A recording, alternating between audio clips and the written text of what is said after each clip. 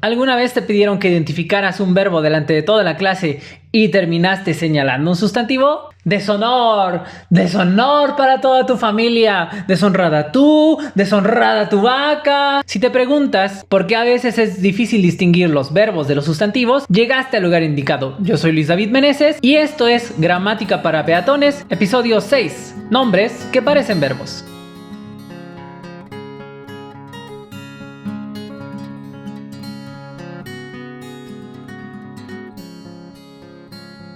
Bienvenidos peatones, muy buenos días, tardes, noches a todos. Gracias por formar parte de este proyecto en donde buscamos desarrollar desde una perspectiva lingüística nuestro conocimiento de ese animalito esquivo que es la lengua española y su gramática. En el episodio de hoy conoceremos las características que emparentan a algunos sustantivos con sus eternos competidores en el reino de la predicación, los verbos. Pero primero, una historia. Cuando estaba en el segundo semestre del doctorado, tenía un profesor de morfología que invitó a una de sus alumnas de la UNAM a tomar clase con nosotros. Todo bien, todo tranquilo, hasta que ella comenzó a dar algunos ejemplos cuando el profesor solicitaba nuestra intervención. Entonces contaba las situaciones más extravagantes que le pueden pasar a alguien que vive en la Ciudad de México. El curso avanzó y las historias.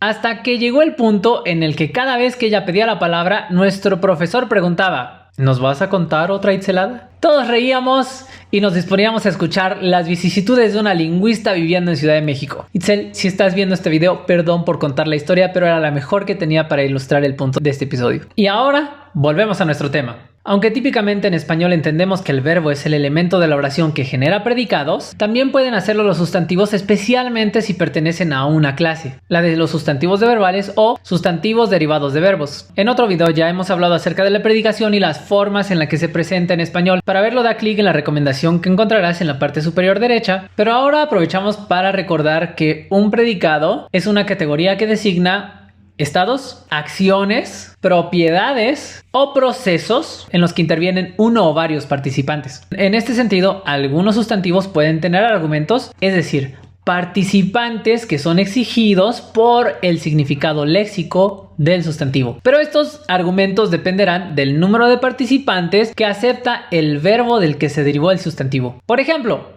en la oración, el abordaje del bergantín por los piratas culminó en una masacre. En esta oración, el sustantivo principal es abordaje. Se trata de un sustantivo de verbal derivado del verbo abordar, al que se le ha añadido el sufijo age, que la RAE define como acción y efecto de abordar.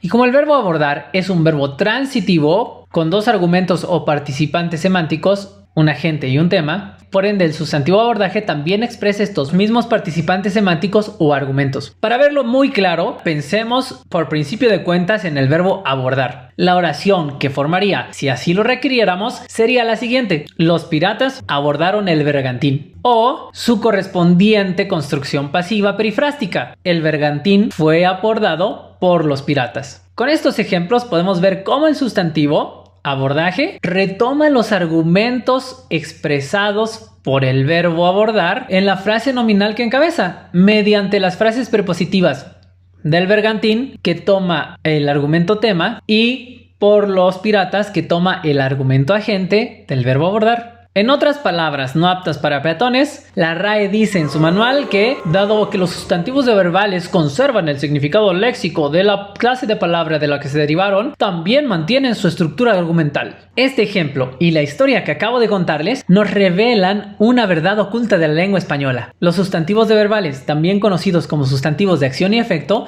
constituyen uno de los paradigmas más extensos y articulados de la morfología del español. Esto quiere decir que muchos de los sustantivos que utilizamos cotidianamente se produjeron a partir de verbos, por lo que su significado puede ser definido, de acuerdo con la RAE, como acción y efecto del verbo tal. Estos sustantivos de verbales se construyen con una base léxica verbal a la que se le añade un sufijo determinado. ¿Y qué son esos llamados sufijos? Los sufijos son partes de la palabra, aunque el término técnico es morfema, que se añaden al final y le aportan algún rasgo de significado o un valor gramatical. Para crear los sustantivos de verbales hay distintos sufijos. Algunos son sion y sus derivados, como en elección, confesión, matazón; miento y mento, como en alumbramiento y pedimento; age y sus variantes, como en abordaje o blindaje; dura y sus variantes, como en vestidura fritura, picadura, o los sufijos vocálicos átonos a, e y o, como en compra, desfile, cambio o tiro. También hay un gran número de sustantivos cuya forma coincide con el participio de los verbos. Generalmente se obtienen de participios regulares de las 3 conjugaciones. Si ya sé, es raro. Hada, hado, ido. Como asado, cocido, tejido, batido. Pero no se excluyen los participios irregulares como en roto, para un roto, un descosido. Cubierto, escrito, frito, impreso. La mayor parte de los sustantivos que designan alimentos, bebidas y diversos preparados culinarios son derivados participiales de los verbos correspondientes. Por ejemplo, asado, batido, cocido, embutido, empanada, emparedado, estofado, frito, helado, licuado, salteado, enfrijolada, garapiñado, enchilada, enmolada, tostada. Tengo hambre. Los que designan golpes y otras acciones similares como cuchillada, bofetada, cachetada, estocada, cornada, puñalada, patada. Aquellos que expresan contenido o medida como carretada o camionada. O los sustantivos que tienen interpretación como acto propio de alguien como quijotada, gringada, mexicanada o itzelada. Otros sustantivos que designan ruidos o sonidos como aullido, balido, bufido, chillido, chirrido, ladrido, maullido, pitido, quejido. Y hay algunos otros sufijos como aso y on que, aunque forman sustantivos a partir de otros nombres, tienen la interpretación de golpe dado con cierto objeto, como en zapatazo o escobazo. Estos sustantivos son nombres de acción o efecto porque si ustedes se fijan, lo que estamos diciendo cuando decimos escobazo es que estamos haciendo alusión a que le fue dado un golpe a alguien con una escoba. En esta categoría también están los que tienen usos figurados, en los que los golpes no son dados materialmente, sino figurativamente.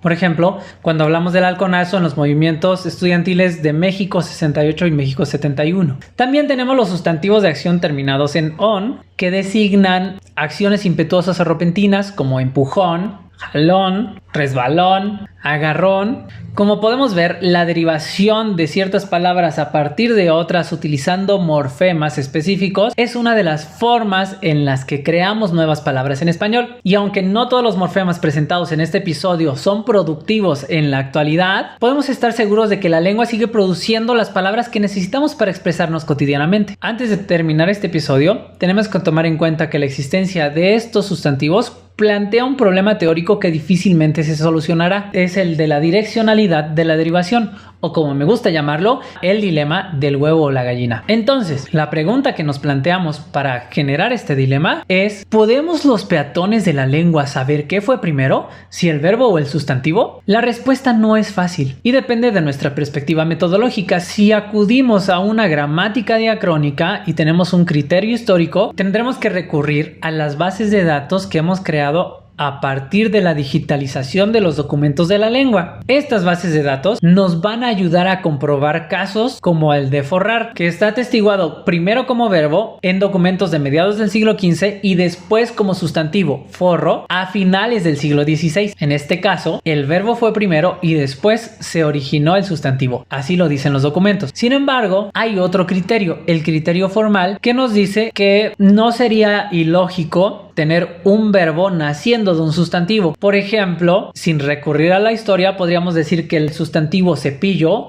dio origen al verbo cepillar, porque ¿cómo podría cepillar algo si no existiera primero un cepillo? O pensemos en un verbo de mucho más reciente creación, como el que surgió a partir de la existencia de Google. Cuando empezamos a utilizar Google, en vez de decir buscar en internet, empezamos a decir googlear. Las respuestas a este dilema son diversas y todas tienen un poco de verdad desde la perspectiva que adoptan. Pero obviamente quienes han escuchado gramática para peatones saben que en el principio era el verbo. En este episodio hemos intentado desentrañar algunos aspectos de la morfología derivativa del sustantivo en español y llegamos a la conclusión de que no siempre es fácil decidir qué fue primero, si el verbo o el sustantivo, pero lo que es más importante distinguir es la relación que ambos guardan como núcleos de la predicación en español. De ahí que a todos los peatones de la lengua nos cueste distinguir de repente entre abordar y abordaje o combatir y combate como verbo y sustantivo respectivamente. O que no nos percatemos de buenas a primeras que cada vez que pedimos un licuado licuado de frutas para desayunar, estamos haciendo referencia al producto de una acción mediante un sustantivo derivado del verbo que utilizamos para denotarla. Licuado, se licúa. Por ahora es todo lo que hablaremos acerca del asunto. Muchas gracias a todos los que vieron este video y a quienes ya están suscritos al canal. Si tú aún no lo has hecho, puedes darle clic al botón que aparece debajo de este video y activar la campanita para recibir todas las notificaciones cuando se publica nuevo material. También puedes seguirnos en nuestras otras redes sociales. En Facebook e Instagram somos Gramática para Peatones y en Twitter somos Gramática Peatón. Por hoy me despido, pero recuerden, peatones, el sustantivo y el verbo generan predicados en español. Y en nuestro andar cotidiano con ese animalito esquivo que es la lengua, encontramos nombres que denotan acciones mucho más frecuentemente de lo que pensamos. ¡Hasta pronto!